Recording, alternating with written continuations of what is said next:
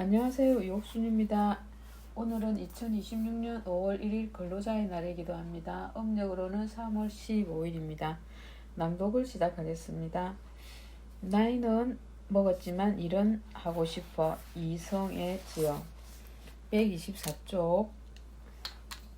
역사 여행을 준비하며 입체적으로 책을 읽다. 그동안 책 읽음에 신경 쓴 부분은 문해력이었다. 이번에는 평소와 다르게 읽었다. 경주로 역사 여행을 가기도 하지만 여행하며 지도자가 되기를 바랐으다.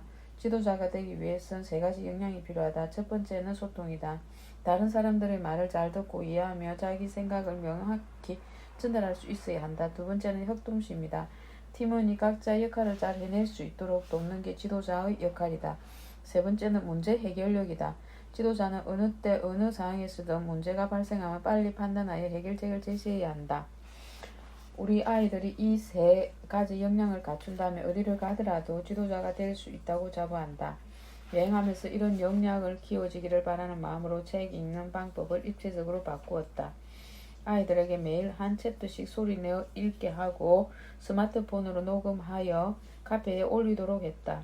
학교 숙제와 학원 다니느라 바쁘겠지만 그래도 시간을 관리하며 책 읽는 습관을 들이기 위해서다. 어렵겠지만 잘 해낼 거라 믿고 시도했다. 시작부터 쉽지 않았다. 아이들이 사용하는 핸드폰마다 기능이 달라 하면 녹화가 안 되는 경우가 많았다. 또한 어린이 보호 설정 때문에 앱 설치가 제한된 아이도 있었다. 결국 모든 폰에 기본으로 있는 음성 녹음 기능을 사용하기로 했다. 음성 녹음에서 녹음하면 카페에서 소리를 못 듣는다. 다시 내려받아야 한다. 번거롭지만 하나씩 해결해 나갔다. 아이들도 매일 읽고 카페에 인정하는 것을 부담스러워했다. 이걸 매일 해야 해요. 친구들과 모여 하면 안 돼요. 라며 투정을 부렸다. 일주일에 2번 만나서 읽던 글을 매일 읽어야 하니 당연했다. 힘든 건 나도 마찬가지였다. 아이들이 단톡방에 올린 녹음 파일 5개를 날마다 카페에 올려야 했다. 문제는 카페에 올리는 게 문제가 아니라 제 시간에 파일을 올라오지 않으니 그게 문제였다. 저녁이면 노심초사다. 한번 밀리기 시작하면 계속 밀리기 때문이다. 이러다가 책에 흥미를 잃을까봐 걱정도 되었다. 일일이 전화해서 오늘 그 빨리 올리라고 재촉했다. 걔도 안 올리면 잔소리까지 했다. 책 읽어주는 헬미가 아니라 잔소리하는 헬미가 됐다. 묘책이 필요했다. 책 읽기에 재미를 붙일 방법을 단톡방에 공지를 올렸다. 매일 빠짐없이 일요일 4시까지 책 읽기 인정한 친구에게 책으로 멋진 이모티콘 쏜다. 이 공지는 기대 이상의 효과를 보였다. 이모티콘을 받은 아이가 단톡방에서 자랑하자 다른 아이들도 경쟁하듯 녹음 파일을 올렸다.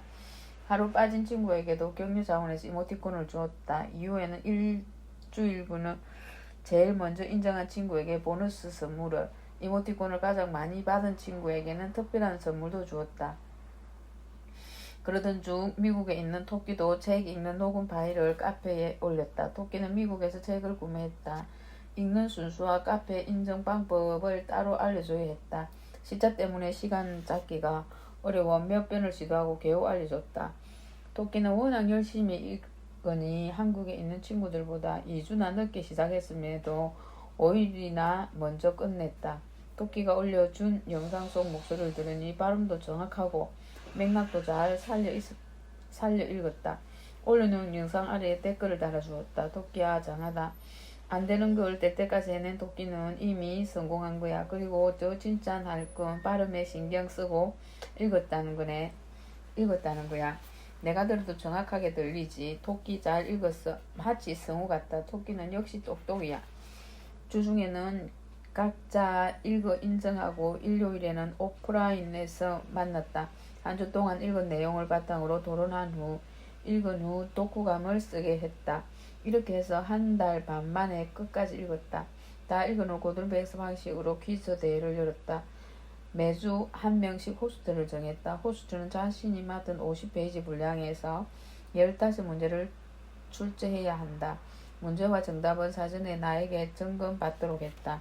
퀴즈는 줌으로 진행하기 때문에 진행 규칙을 정해서 혼란이 없도록 미리 공지했다. 예를 들어 정답은 채팅창에 적는 거로 인정한다. 말로 하면 오답으로 처리한다. 채팅방에 올라온 순서대로 제일 먼저 올라온 정답만 인정한다. 정확한 답만 인정하면 비슷한 답은 오답으로 처리한다는 규칙이었다. 호스트를 맡은 아이는 15문제를 출제하기 위해 꼼꼼히 읽어야 한다. 그냥 읽기만 할 때와 퀴즈 문제를 내는 것은 완전히 다르다. 실제로 진행해보니 문제 수준이 상당히 높았다. 문제 유형도 사지선다형, OX형, 단답형, 주관식 등으로 다양했고 출제자 관점에서 읽었다는 생각이 들었다. 호스트의 진행이 끝난 다음에는 문제를 풀었던 친구들이 호스트에게 피드백하도록 했다. 아이들은 회의를 진행하면서 잘했던 부분을 찾아내는 눈도 길러졌다. 그냥 입에 발린 잘했어요가 아니라 목소리를 크게 했으면 좋겠다든지 말을 천천히 했으면 좋겠다든지 상황에 맞도록 피드백했다. 나도 호스트를 과하게 칭찬했다. 사실 친구들을 이끄는 일은 어른이 한다 해도 쉬운 일이 아니다. 이런 과정을 해보는 자체가 지도자로 커가는 과정이다. 내 차례는 마지막으로 정했다. 내가 호스트를 할 때는 책 읽기의 재미를 위해 아이디어를 냈다.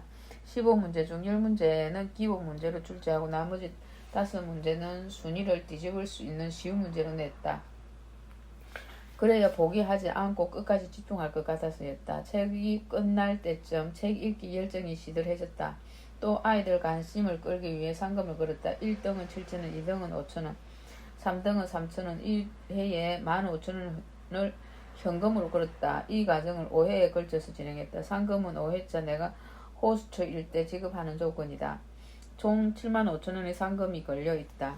퀴즈가 끝나고 상금을 받은 아이는 돈을 들고 끙충끙 뛰면서 좋아했다. 내일 우리 엄마 생일인데 이 돈으로 선물 산다고 좋아하는 아이도 있었다. 한 문제만 더 맞췄다면 1등 할 수 있었는데 하며 아쉬움을 달래는 아이도 있었다. 상금을 받은 것보다 자신이 열심히 퀴즈를 맞췄다는 것에 자랑스러워하는 아이도 있었다. 책을 읽는 방법은 목적에 따라 다양해질 수 있다. 그동안은 문해력에만 집중해서 읽었다. 이번에는 지도력을 키우기 위해 읽고 녹음하고 토론하고 독후감 쓰고 퀴즈 내고 입체적으로 읽었다. 이 과정은 아이들이나 나나 쉽지 않았다. 잔소리를 하는 날도 있었다. 아이들도 포기하고 싶을 때가 있었을 거다. 그래도 끝까지 해냈다는 성취감을 맛보았다.